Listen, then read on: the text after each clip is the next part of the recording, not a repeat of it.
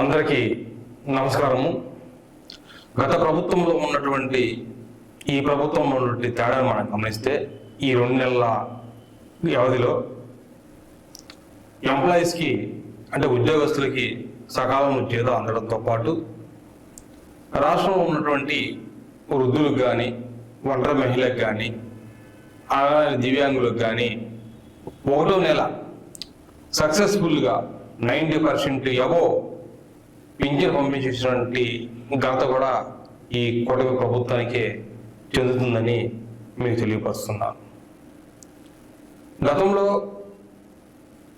జగన్మోహన్ రెడ్డి గారు అధికారంలో ఉన్నప్పుడు బటన్ నొక్కి ఇంట్లో తాడేపల్లి ప్యాలెస్లో కూర్చుంటే నేడు చంద్రబాబు గారు ముఖ్యమంత్రి అయిన తర్వాత ప్రజల్లోకి వెళ్ళి పింఛను ఎలా పంపిణీ చేస్తున్నారో దాని మీద సమీక్ష చేసేటువంటి విధానము చాలా అద్భుతంగా ఉంది. అలాగనే చంద్రబాబు నాయుడు గారితో పాటు ఉప ముఖ్యమంత్రి పవన్ కళ్యాణ్ గారు, రాష్ట్ర మంత్రులు, రాష్ట్ర శాసనసభ్యులు కూడా గ్రామాలకు వెళ్ళి అధికారులతో పనిచేయించినటువంటి విధానము చాలా అద్భుతంగా ఉందని చెప్పేసి నేషనల్ అభివృద్ధి పార్టీ తరఫున నేను భావిస్తున్నాను.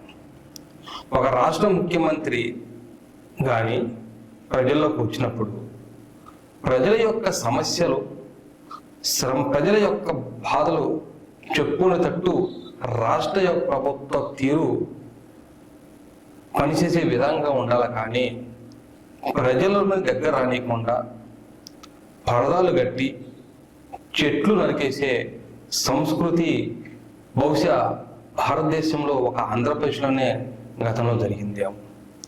చంద్రబాబు గారు అయితే మటుకు అధికారులకు స్పష్టమైన సంకేతాలు ఇచ్చాడు. నేను వచ్చినప్పుడు చెట్లు నరికేయటం కానీ పరదాలు కట్టడం కానీ ప్రజలకు నాకు మధ్య దూరం పెంచడం వంటి పనులు చేస్తే నేను సహించబోను అని కూడా స్పష్టమైన సంకేతాలు అధికారులకు ఇచ్చినటువంటి తీరు మనందరం గమనిస్తూనే ఉన్నాం. ఇట్లాగనే ప్రజలకు ఉపయోగపడేటువంటి ప్రజా సంక్షేమ కార్యక్రమాలను ముందుకు తీసుకెళ్లాలని చెప్పేసి రాష్ట్ర ముఖ్యమంత్రి వర్యులు చంద్రబాబు నాయుడు గారికి, అలాగనే ఉప ముఖ్యమంత్రి వర్యులు పవన్ కళ్యాణ్ గారికి నేషనల్ అభివృద్ధి పార్టీ తరఫున ఒక విజ్ఞప్తి మేము చేస్తున్నాం. ఇంకొక సంతోషకరమైన విషయం ఏంటంటే మంత్రి లోకేష్ గారు కానీ అలాగనే ఉప ముఖ్యమంత్రి వర్యులు పవన్ కళ్యాణ్ గారు కానీ ప్రజల నుంచి వినతి పత్రాలు తీసుకొని సాధ్యమైనంత వరకు వాటిని పరిష్కార వేదికగా పరిష్కారం చూపించినటువంటి తీరును చూస్తే కూడా రాష్ట్ర ప్రభుత్వము ఒక స్పష్టమైనటువంటి అంకిత భావంతో ముందుకెళ్తుందని చెప్పేసి నేను భావిస్తున్నాను.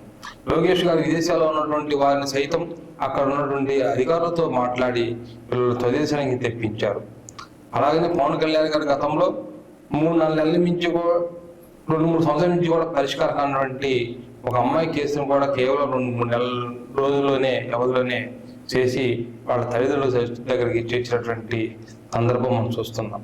ప్రజల దగ్గరకు వస్తేనాక ప్రజలు మీ దగ్గరకు వస్తేనాక వాళ్ళ యొక్క సమస్యలు ఏంటి, వాళ్ళ యొక్క బాధలు ఏంటి, వాటి యొక్క పరిష్కార మార్గాలు ఏంటి అనేది రాష్ట్రం ప్రభుత్వానికి కానీ ఈ నాయకులకి అర్థమయ్యేది.